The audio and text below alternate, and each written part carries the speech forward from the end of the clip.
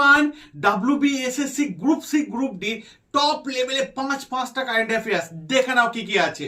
দেখো, skill development ministry director general পদে নিযুক্ত হলেন কে?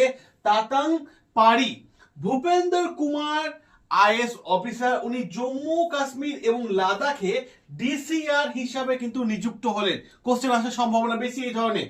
ওয়ার্ল্ড ব্যাংকের প্রথম মহিলা ডাইরেক্টর কে হলেন? গীতা বাত্রা, দেখে রাখো।